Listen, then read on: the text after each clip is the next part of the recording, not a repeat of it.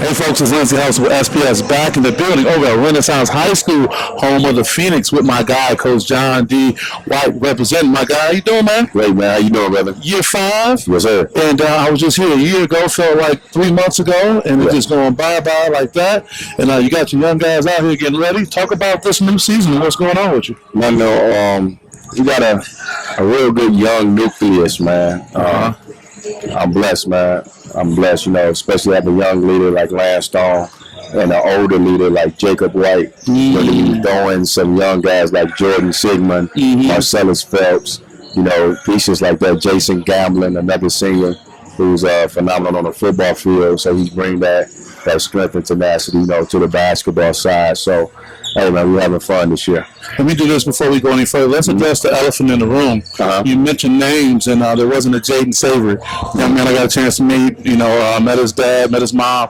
Great, but he's no longer here. What clarification do you want to give about him no longer being here and what's going on with that? Well, it was just a decision mom and dad made, which I was 100% fine with. Jaden was great for us here at Detroit Renaissance. Man, a great piece to what we was beginning to build here. He's a type of talent, would you want him to be part of your program? 100%, yes. But at the same time, you have to respect the space of a parent's decision. I'm a parent, so, sometimes you got to make a decision that's best, for your child and your child's interest. So, I just wish Jaden, his family the best, moving forward, man. There's no animosity here towards them. Just want to, wish him the best and that, he have a great career. Yeah, and for whatever it's worth, that was me taking journalistic opportunity because, I was hearing about what was going on in the case and whatnot, and here we are. Let's just address and deal with what you did. Talk about what that experience was like for you guys, and I know we talked offline about that at the Derek Coleman, Michigan tip-off at, home of Wayne State, the G League facility. You guys are on the big stage playing, ironically, Orchard Lake. Talk about what that experience was like for you and your team. That was a great experience. Shout out to Derek Coleman, man. He put on a phenomenal event. I think it brought life to the city. It brought basketball back to the city to where, I believe it needs to be and where it's going. So kudos to Derek for doing that. It was a great experience, especially for my young guys, to put them on that big stage, first game of the season against a top-tier opponent, such as the Orchard Lake St. Mary's. Todd Colbert runs a great program over there, so it was great to play them. It was great to get their feet wet early and put them in that situation. That we fell up a little, we came up a little short, down 2 with 2:15 left, ended up beating us by 7. So we look forward, maybe, we'll run into each other, later on down the line. I see that smile right there coming out. Hey, if you do everything you're supposed to do, you'll see what you're supposed to see, right? Most definitely. And Coach, you got to forgive me. I do so many games, so many events. You guys were in Horatio's event as well? Yes, we did. That's right. I knew that. So talk about what that was like to go from Monday to right back that weekend getting it going, too. It was busy. A big turnaround, huh? Yeah, we played Summit. We played a good disciplined Mark White team. Yeah, that's right. Mark White's going to have his boys ready and disciplined. Another tough game, another game that we was winning, just like in Orchard Lake at halftime. Tight down the stretch, and then we got away from us. But that comes with the growth. That comes with the growth of a young. You got a sophomore guard leap in, you got a freshman guard having an impact. That's huge that you end up having youth as opposed to wisdom with the vets or whatnot. So like I said, Lance Stone, he's a floor general. And what was his number the other night? Woo! Lance, his last 3 games, 16-12 against Harvey Woods. Comes back Friday night against Montfort. He has 18-14. Then the following day, we played Lance and Waverly. Lance had 37 points and 10 assists. 37 points. 37 points. He just went off? Yeah, and it was inefficient. I think if Lance doesn't get tired down the stretch, he mess around to have 50. Wow. So that's how much better he's getting during the year. He understands that okay, I have to lead this team. I have to be the floor general. So I'm going to do everything I have to do to help this team be successful in the capacity that we have. And his defensive pressure, man, I think is second to none. Right. It sets him apart. That's what sets him apart. Not only as his playmaking, shot making ability, but his ability to pressure the ball 94 feet and just change the whole capacity of the game like that, you know, just sets me apart. But here's the one thing that we overlook is his size. I mean, you're talking about a top 20 Lansing Waverly team. Shout out to Coach Watson. That's a solid team, and all those other teams you name. And to be able to have that influence, man, what is going on that kid can do that? See, the funny thing about that, Lindsay, he's the only one that don't see his size. He don't see it. It don't matter. He walks up to me late in the game. The kid, I forget his name, number 15 for Waverly. They Pfeiffer walks up to me and say, "Coach, I got number 15." That kid's 6'5". I got 15. I look at him. Everybody look at me. They say, "All right, let's go."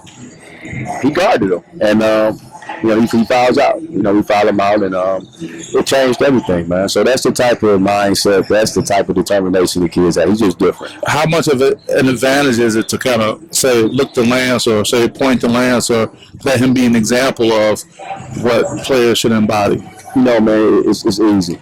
Once Lance, you know, understood it, you know, what I was asking for him and what I needed from him, it hasn't been a problem. So now he's the hardest working guy in practice. You know, he stays late. I'm always working on his game. I had a couple of high major, you know, Division I schools who asked me about him. I said, I believe he's the best point guard in the state regardless of class. And I will continue to echo that, you know, and you know, people will argue with me, but look at his numbers and just the little time he's been in high school as a true freshman. And then, like we talked about earlier, he can't go nowhere. I mean, he has to remain in high school and finish that time. Mm-hmm. So that's nothing but growth.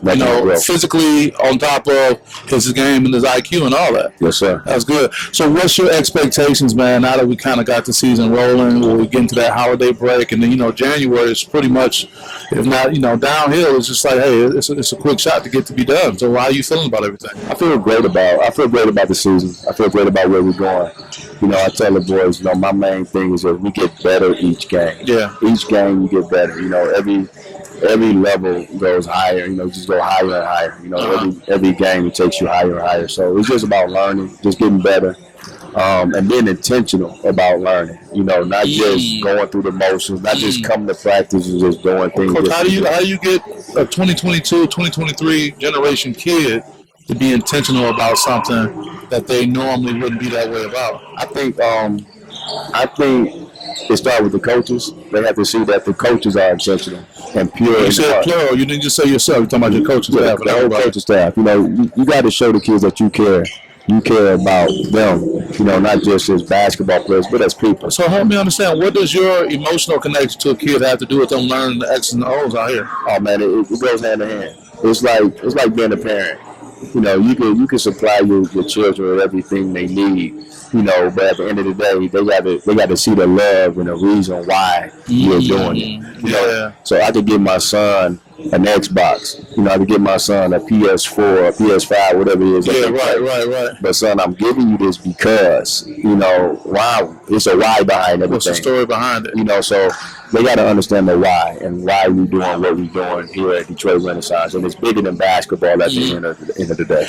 And we can try to wrap up with this. Let's talk about just where we are. It's easy to take for granted the school's academic reputation. This is not another school here in the PSL. I mean, it's one of the stellar schools known throughout the country. Talk about the academic side and the praise and promise that comes with being a Renaissance Phoenix. The academics here at Detroit Renaissance, I think, is phenomenal. It sets itself apart. I always, you know, compare Detroit Renaissance to the Detroit Country Day of the PSL. Oh, wow. Academic athletics. Sure. You know, academic excellence. You know, but still you want athletically you want to be excellent as well. And I think, you know, in the days of Chris Webb and Shane Battier, you know, all them guys, Mike Mansell, when they was there playing at Javen Hunter, when they was playing at Country Day, you know, it was an expectation. You know what I'm saying? Not only athletically, but academically. You know, shout out to Peggy McMichael, you know what I'm saying, who I grew up with their family, you know, when she was Peggy Evans and winning Miss Basketball, you know, at Detroit Country Day. You know, it was an excellence there. You know, it was an excellence there, and that's what I want to build here at Detroit Renaissance. You know, not try to be a carbon copy, but, you know, set our own original, you know what I'm saying, landscape and format that other people can say, okay, that's what I want to do. I love that. Shout out to Black Athlete. Tell me what's happening with the Black Athlete right now. Black athlete, man, it's coming along. Shout out to Lincoln King High School. Just did the basketball uniforms. Oh, wow, They should roll out very soon. Okay. You know, Okay. something new that I'm trying to step into. Marcus Green reached out to me, over there from Lincoln King. And, Okay. It's just, it's a process that, they was the first school, the first, entity Cornerstone Schools was the first educational system to take a chance on me to Sure. give me the opportunity to do it. So I'm excited about that. Good. Well, I appreciate it. I was home. I'm from Detroit, but home is East Lansing. I was actually in the yoga session, and I saw someone. I said, "Is that the black athlete they got over there?" So just your consciousness is always trying to look and catch it, but in most cases it is. Look, man, you're doing a phenomenal job. I'm grateful that you can invite me in. I also want to give a special shout out to Larry Moore, my former high school teammate at Henry Ford High School. He's over at North Brothers Ford, and because of him, we're able to come in and check you guys out. So I want to say I appreciate you. Any last words you got for our folks and whatnot before we let you go? Just want to give a shout out to King of Kings International Church, Bishop Thornton. Also my sons Israel, Josiah, Kiora, Juju, and also Otto. Love y'all. I love it, man. Put a smile on the face, makes my heart warm too. This is Lindsay Austin with SPS. See you guys next time. Peace. Peace.